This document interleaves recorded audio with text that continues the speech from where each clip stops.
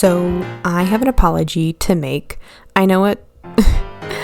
I know when this video goes up, it'll seem like it's in sequential order of everything I promised in the Gwen video, but I need to just be upfront and honest with you guys. I totally blanked on doing this spot until the last possible moment. Like, the Miguel video was done, it was rendering, and I was about to just be like, cool, I could just delete all of the assets and everything that I needed for this movie, and then I remembered I didn't do the spot video. So this video was done dead last, and like in a rush, while I finally figured out how to work my new editing program. You've seen it in the videos, though, how I'm trying to use the new editorial program, and I think I've finally figured it out by the time this video comes out. But yeah, this audio came out very last is because I just straight up forgot to do the audio. So we are in a little bit of a rush, and I am gonna be completely honest, I didn't really write a script for the spot. But the reason why I really didn't write a script for him is because so many people have already discussed him, dissected him, explained him better, and I finally figured out what I really wanted to say about him other than the fact that he's just straight up a Looney Tunes character that got like chemical X'd into being an actual problem, which is now going to be very dangerous for the rest of the movie franchise, assuming they make more than the 3 that they promised. He's kind of a tragic character, actually, because, like, homeboy, what are you doing? Why is your life going so wrong? We, the audience, know why. He outright tells us. He outright tells Miles why his life is going so wrong. But there's a tragedy to his characters because at no point did he ever think his life was going to go this route, and now that it has gone this route, it's tragic, bruv. It's so tragic. To the point where watching this, despite all of his little comedy bits and everything, and his learning how to use his new powers and everything else, I just felt really bad for him, is because his whole life literally got sidetracked by a bunch of other people that aren't even in the picture anymore, so he has redirected his basically rage and upset at the only person he can still actually like redirect it to, which is Miles. Because Miles is the only person left out of what he assumes to be the original problem that he can direct it at, even though Miles, in the greater, grander scheme of it all, had very little, if outright nothing, to do with what happened to him. Miles didn't make the Collider machine. That was Kingpin. Miles didn't hire him to work on the Collider machine. That was Doc Ock. Miles isn't the one that left him for dead and made him into this monster because he didn't even know he was there. Miles is blamed for what is honestly a strange set of circumstances that got the Spot to being in this situation, but that's not how the Spot is viewing the situation. Because to admit that Miles had no part in his tragedy is to admit that all of the decisions that led to him literally looking like Swiss cheese was his own comeuppance for the choices he had already made in life prior to Miles even being a blip on his radar.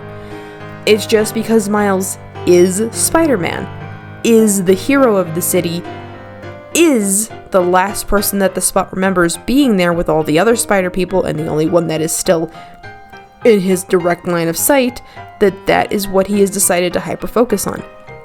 I personally think that the Spot is kind of really a tragic character. Like, he will inevitably, as far as we can see from the story's progression from the beginning of the movie to the end in less than 2.5 hours, that he has now become a danger, which is really good writing. But like, it's a tragedy what happened to him. It's such a tragedy to the point where I was like, dude, I can't even take you seriously as a villain because all I can think of is, how did your life go like this? How did it get to this point of just straight up where you are now? You're trying, at the beginning of the movie, homeboy, you were trying to rob what is basically convenience store 7-Eleven owned by a Jamaican man and trying to steal the ATM. What are you doing? I know crime is like really high in certain areas of New York, but like, what are you doing?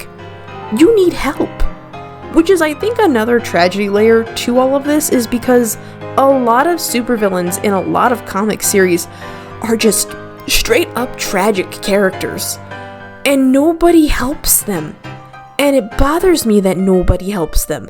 Like, this is clearly a person that's gone through the ringer who is now turning to a life of crime because of all the horrible stuff that is happening to them. But nobody wants to reach out a hand and be like, do you need help? Because, like I said before, the Spot looks like Swiss cheese. I get that that's a lot off-putting, but he's still human underneath all of that skin condition. But nobody treats him like that. He's just a sad character to me. Like, he's funny, and I really enjoyed his character progression from, learning how to use his Looney Tunes power to actually being a bigger threat than he is. But it made me sad because of all the things that went wrong in his life. And this is like the end result.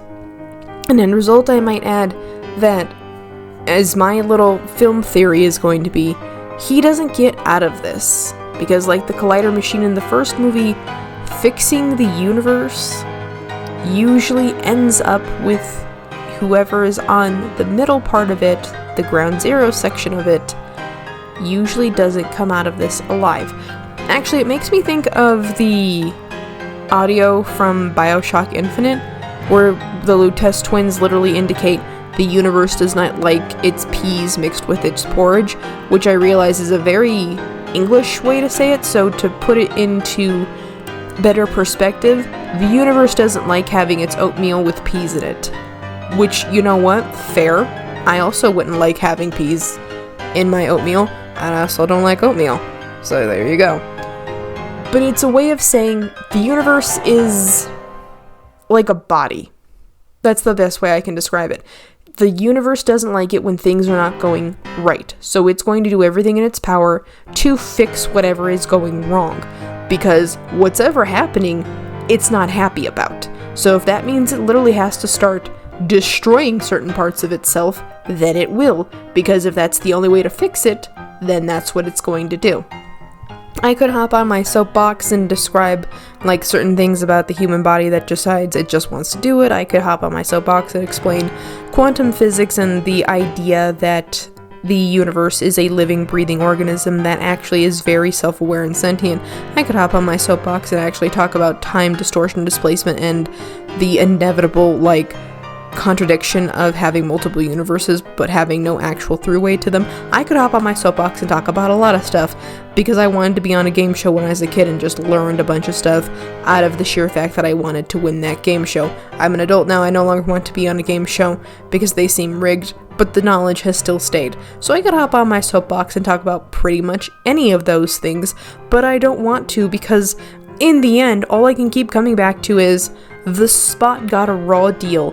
And I feel like his raw deal ends in a tragedy that he is not even aware is coming.